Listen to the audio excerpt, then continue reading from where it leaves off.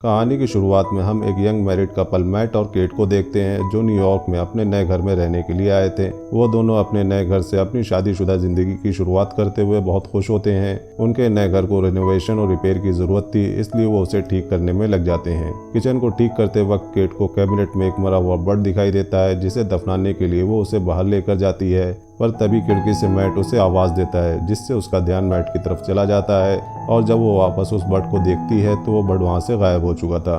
उधर बेकार की चीज़ों को घर से बाहर फेंकते हुए मैट को दीवार पर कुछ अजीब सी चीज़ दिखाई देती है, जिसे क्लियर देखने के लिए वो वॉलपेपर को फाड़ देता है। वहाँ उसे अजीब से कीहोल वाला एक बड़ा सा दरवाज़ा दिखाई देता है। उस दरवाजे को खोलने के लिए वो उस कबाड़ में से उस दरवाजे की चाबी ढूंढने लगता है और जैसे ही वो चाबी उसे मिलती है वो दरवाज़ा खोलने के लिए उसे कीहोल में डालता है और केट को आवाज़ देकर बुलाता है। फिर वो दोनों साथ मिलकर दरवाज़ा खोलते हैं। तभी हॉल की तरफ जाने वाले रास्ते की सारी लाइट्स अचानक से टिमटिमाने लगती हैं और इस प्रॉब्लम को दूर करने के लिए मैट पावर कंपनी को फ़ोन करता है। वहीं केट को उस रूम में कुछ अजीब सा डर महसूस होता है, इसलिए वो भी मैट के पीछे चली जाती है।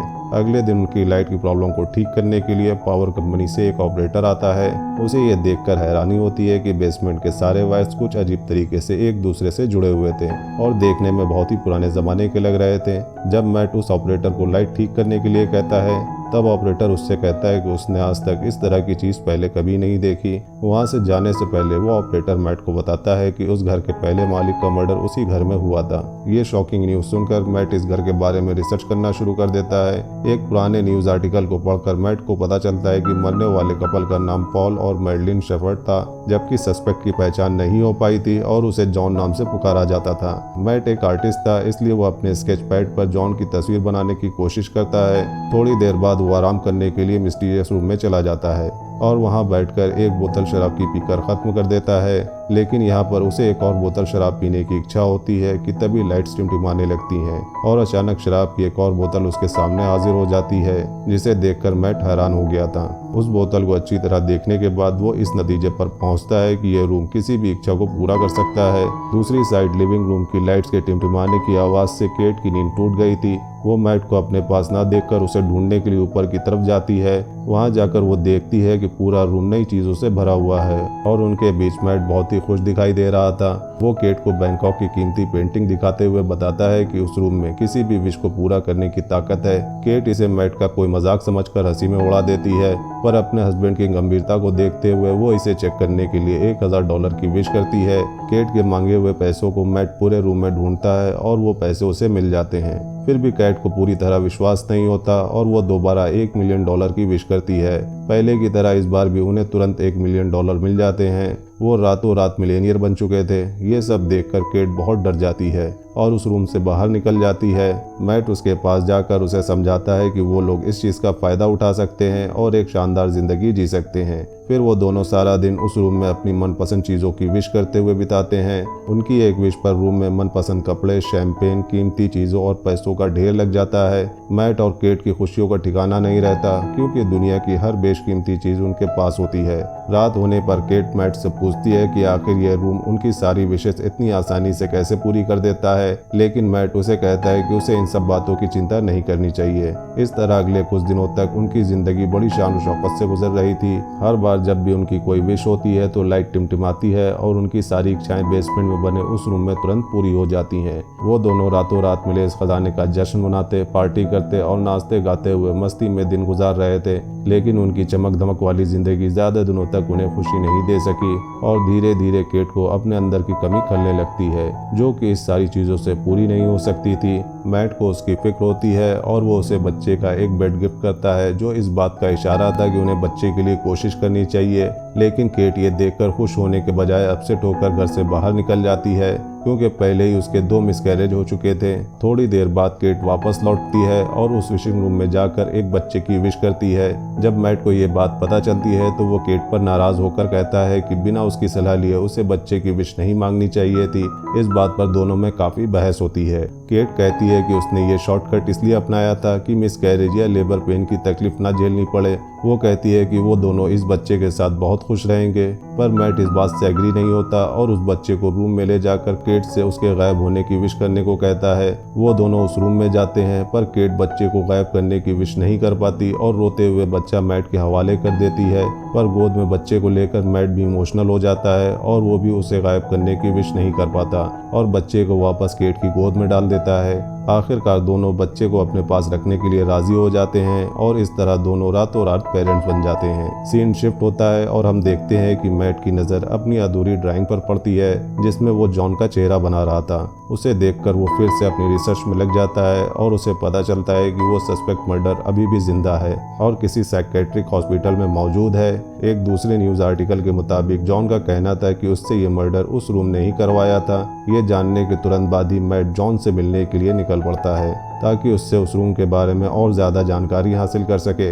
हॉस्पिटल पहुंचने पर नर्स उसे वार्न करती है कि लास्ट 45 सालों में न्यूज़ रिपोर्टर्स के अलावा कोई भी जॉन से मिलने नहीं आया। ये सुनकर मैट खुद को एक रिपोर्टर के रूप में पेश करता है। आखिरकार बूढ़े हो चुके जॉन के साथ मैट की फेस टू फेस मुलाकात होती है और वो उससे उस घर और ख़ासकर उस मिस्टीरियस रूम के बारे में पूछने लगता है। चेहरे पर एक शैतानी मुस्कुराहट के साथ जॉन उसे बताता है कि वो इस पल का बरसों से इंतज़ार कर रहा था। जब मैट उससे शेपर्ड को मारने की वजह पूछता है तब वो कहता है कि इसके अलावा उसके पास और कोई चारा नहीं था। फिर वो बात को बदलते हुए मैट को जितनी जल्दी हो सके उस घर को छोड़ देने के लिए कहता है और कहता है कि जिस इंसान की इच्छाएं पूरी नहीं होती उससे ज़्यादा खतरनाक वो इंसान होता है जिसकी सारी इच्छाएं पूरी हो जाती हैं। इसके बाद मैट घर लौटते वक्त एक गैस स्टेशन पर गैस डलवाने के लिए रुकता है, पर जैसे ही वो अपने वॉलेट से पैसे निकालता है वो देखता है कि उसके सारे पैसे डस्ट बन जाते हैं। ये देखकर वो तुरंत घर पहुंचता है और इस बात को कंफर्म करने के लिए उस रूम में रखे सारे पैसों को बाहर फेंक देता है। साथ ही बैंकॉक की उस पेंटिंग को भी दरवाजे के बाहर रख देता है। फिर उन सारी चीज़ों को डस्ट में बदलते हुए देखकर वो समझ जाता है कि वो लोग उस रूम से मिली किसी भी चीज़ को घर से बाहर नहीं ले जा सकते,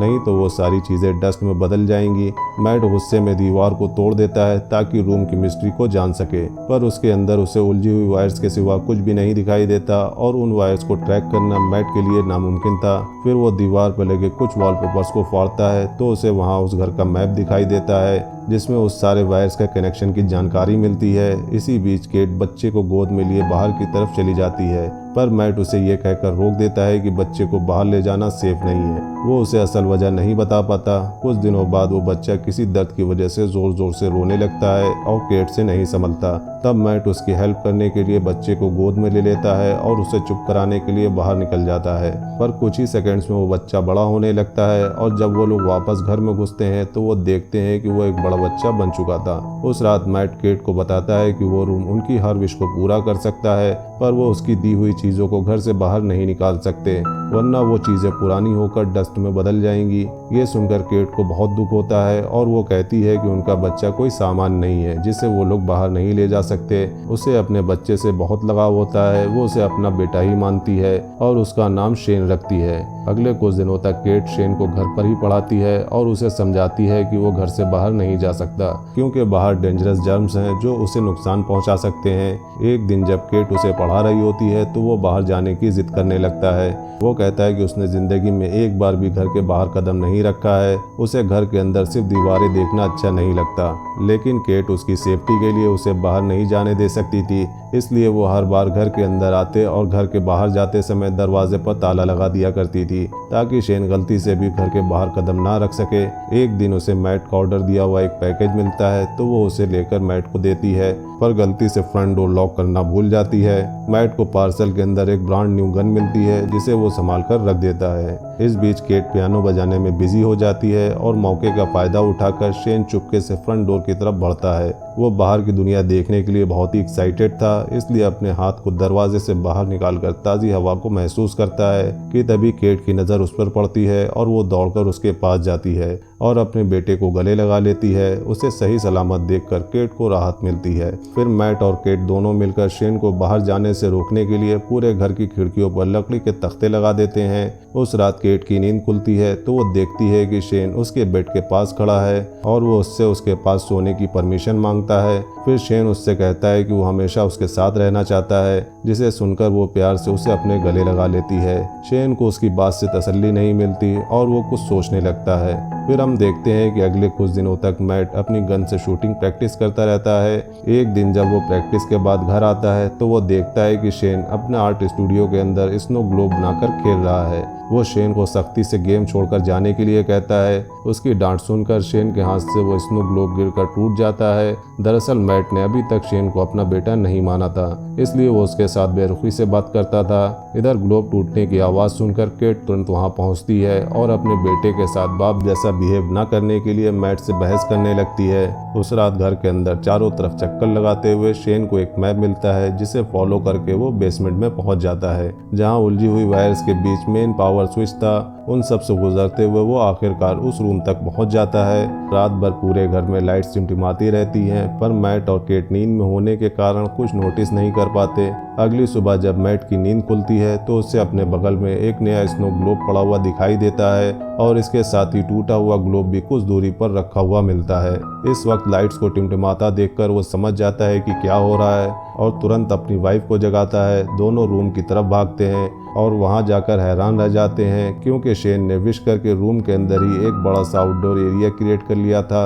अब वहां रूम की बंद छत और दीवारों की जगह खुला आसमान और एक बहुत बड़ा सा फॉरेस्ट था, जहां शेन स्नोमैन बनाने में बिजी था। केट अपने बेटे की बनाई हुई शानदार दुनिया को देखकर खुशी से इमोशनल हो जाती है और उसके साथ खेलने लगती है, जबकि मैट को बहुत गुस्सा आता है और वो उसे हाथ पकड़कर वापस घर के अंदर ले जाता है। इस घटना से दोनों के बीच शेन के रूम में जाने और खेलने देने की बात पर बहस होने लगती है। मैट कहता है कि यह खतरनाक हो सकता है, पर केट को ऐसा नहीं लगता। उनकी बहस चलती रहती है कि तभी फोन की घंटी बजती है और परमिशन ना होने के बावजूद शेन फोन को उठा लेता है, पर जल्दी मैट उससे फोन छीनकर खुद बात करने लगता है। दूसरी तरफ जॉन की आवाज़ सुनकर उसे हैरानी होती है। शेन से बात करके जॉन को पता चल चुका था कि उन लोगों ने एक बच्चे की विश की थी।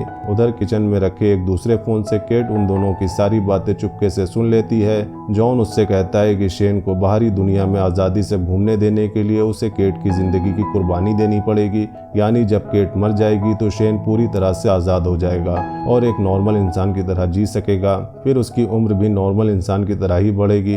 वो मैट को ये राज भी बताता है कि वो भी रूम का ही दिया हुआ एक बच्चा था। तब उसकी माँ ने उसके बाप को मार डाला था और उसे बड़ा करके खुद को मारने के लिए कहा था, ताकि उसका बेटा आज़ाद हो सके। फिर वो मैट से कहता है कि उसके पास दो ऑप्शंस हैं, या तो वो केट को मारकर शेन को बचा सकता है या फिर शेन को मारकर केट को बचा सकता है। ये सारी बातें सुनकर केट को बहुत दुख होता है और वो घर छोड़कर चली जाती है, जिससे मैट को फिक्र होने लगती है। केट खुद को मारने के लिए अपनी कार का एक्सीडेंट करना चाहती थी, पर वो ऐसा नहीं कर पाती। इधर घर पर शेन के साथ मैट का बिहेवियर पागलों जैसा हो जाता है और वो उसकी सारी चीज़ों को फेंक देता है, यहाँ तक कि उसका स्टूडियो तक तहस नहस कर डालता है। फिर थोड़ी देर बाद वो शेन के लिए डिनर तैयार करता है, जो कि कुछ दूर रख के डाइनिंग टेबल पर बैठा होता है। शेन उससे ढेर सारे सवाल पूछने लगता है, जिससे चिढ़कर वो शेन को बता देता है कि वो उनका असली बेटा नहीं है और ना ही उसके कोई पेरेंट्स हैं। इतना ही नहीं, वो गुस्से में आकर शेन को फ्रंट डोर से बाहर निकाल देता है, पर शेन डरकर वापस ऊपर चला जाता है।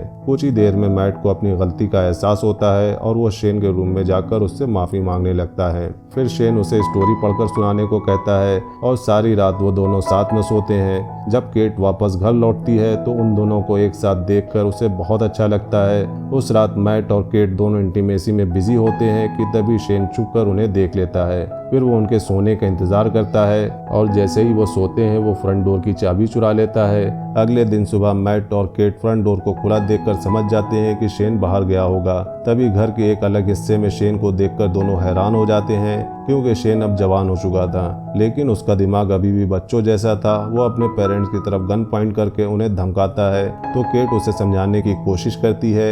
इसी बीच मैट शेन के ऊपर कूद पड़ता है और दोनों में फाइट होने लगती है। उधर केट उनकी लड़ाई की वजह से जमीन पर गिरकर बेहोश हो जाती है। कुछ देर बाद मैट उसे जगाते हुए बताता है कि शेन को गलती से गोली लगने के कारण वो मर गया। इस खबर से दुखी होकर केट रोते हुए घर से बाहर निकल जाती है। मैट उसे तसल्ली देकर वापस घर में ले आता है, जहां अभी भी वो उदास रहती है। उधर दूसरे रूम में जहां उनकी फाइट हुई थी वहां असली मैट होश में आ जाता है और पूरे घर में अपनी वाइफ की तलाश करता है कि तभी लाइट्स को फिर से टिमटिमाता देखकर वो डरते हुए उस रूम की तरफ जाता है। उसे पूरा यकीन था कि केट और उसकी शक्ल में शेन अंदर ही होगा।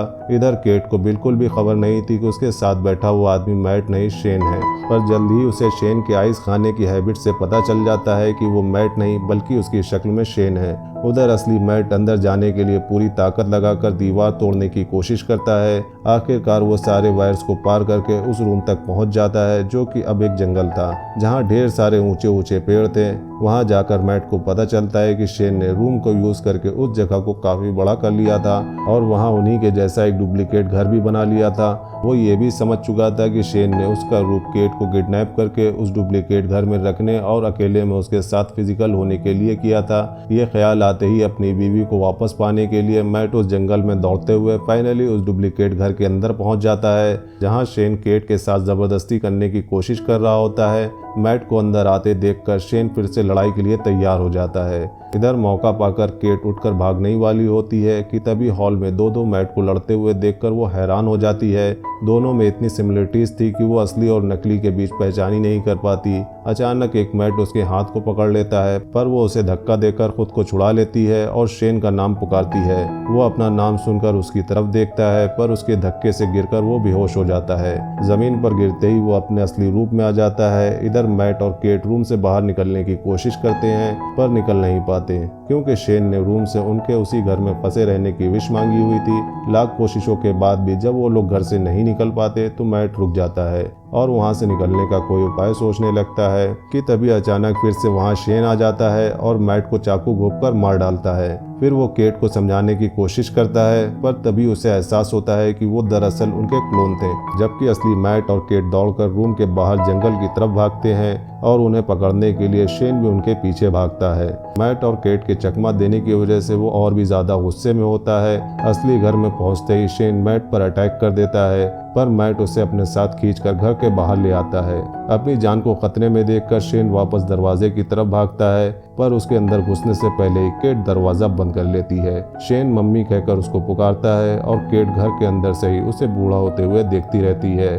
और धीरे धीरे उसकी बॉडी गलने लगती है और अंत में वो डस्ट में बदल जाता है। उसकी गलतियों के बावजूद केट उसकी मिट्टी को हाथ में लेकर बहुत रोती है क्योंकि उसने उसे अपना बेटा मानकर काफी समय उसके साथ बिताया था। फिर मैट उसके पास आता है और दोनों एक दूसरे के गले लगकर अपना दर्द कम करने की कोशिश करते हैं। फिर सीन शिफ्ट होता है और हम देखते हैं कि 1 महीने बाद वो एक छोटे से घर में सेटल हो जाते हैं और सुकून से रहने लगते हैं। पर थोड़े ही दिनों बाद केट डरते हुए अपना प्रेगनेंसी टेस्ट करती है और रिपोर्ट पॉजिटिव आती है। वो बहुत उलझन में दिखाई देती है क्योंकि उसे पता नहीं होता है कि वो बच्चा मैट या शेन में से किसका है। हालात पहले से बेहतर होने के बावजूद उसे लगता है कि वो अभी भी उसी रूम में है क्योंकि लाइट्स फिर से टिमटिमाने लगती हैं और इसी सीन के साथ ये कहानी यहीं पर खत्म हो जाती है। तो ये थी द रूम फिल्म की सारी कहानी। आपको ये कहानी कैसी लगी हमें कमेंट्स में ज़रूर बताइएगा। अगर मूवी का एक्सप्लेनेशन पसंद आया हो तो वीडियो को लाइक करिएगा और चैनल को सपोर्ट करने के लिए सब्सक्राइब करिएगा ताकि हम आपके लिए ऐसे इंटरेस्टिंग मूवीज़ के एक्सप्लेनेशन लाते रहें। मिलते हैं नेक्स्ट मूवी एक्सप्लेनेशन वीडियो में, तब तक के लिए बाय बाय।